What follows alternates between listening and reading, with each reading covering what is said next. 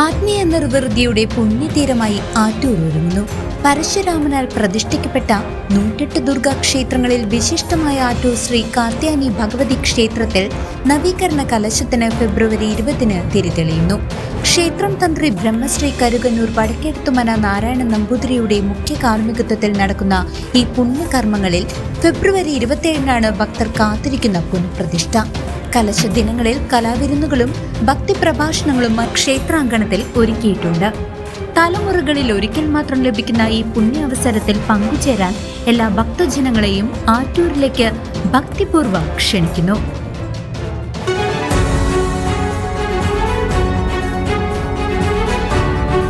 ദേശമംഗലം ആറങ്ങോട്ടുകരയിൽ നിയന്ത്രണം വിട്ട ലോറി റോഡരികിലെ താഴ്ചയിലേക്ക് കൂപ്പുകുത്തി. പഴയ സത്യം ടാക്കീസിന് സമീപത്തെ അപകടവളവിൽ ഇന്ന് വൈകിട്ട് 4 മണിയോടെയായിരുന്നു സംഭവം. പട്ടാമ്പി ഭാഗത്തു നിന്നും അമിത വേഗതയിൽ പാഞ്ഞെത്തിയ കാറിനെ ഇടിക്കാതിരിക്കാൻ ലോറി വെട്ടിച്ചപ്പോഴാണ് നിയന്ത്രണം നഷ്ടമായി താഴ്ചയിലേക്ക് പതിച്ചത്.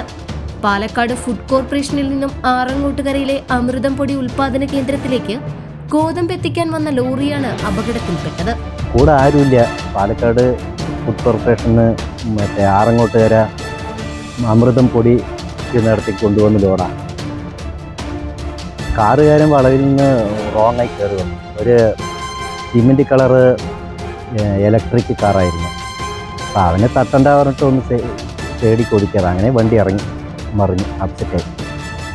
അതാണ് സംഭവിച്ചത്.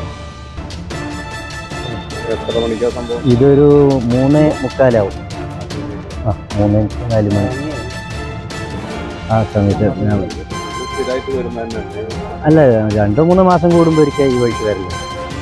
അമൃതം പൊടി ഒരു 3 മാസത്തിലൊരിക്കൽ എടുക്കുന്നൊരു ഇതാണ്. ഇത് ഒലവക്കോട്ടുന്നത് ഇവിടെ കൂടുന്ന ഈ അമൃതം പൊടിക്കുന്ന എല്ലാ ഭാഗങ്ങളിലേക്കും ഇത് സപ്ലൈ ഉണ്ട്. 2 മാസം 3 മാസം ഇത് വരുന്ന റൂട്ടാണ്. അല്ല സ്ഥിരമായി ഇത് വരുന്ന റൂട്ടാണ്. പരിചയമായിട്ടുള്ള റൂട്ട് തന്നെയാണ്. ലോറി ഡ്രൈവർ പറളി സ്വദേശി ഷാജി പരിക്കേൽക്കാതെ അത്ഭുതകരമായി രക്ഷപ്പെട്ടു. അപകടത്തെ തുടർന്ന് ലോറിയിലുണ്ടായിരുന്ന ഗോതമ്പ് ചാക്കുകൾ റോഡിലും പരിസരത്തും ചിതറിക്കിടക്കുന്നത് ഗതാഗതത്തെ അല്പം സ്വല്പം ബാധിച്ചു.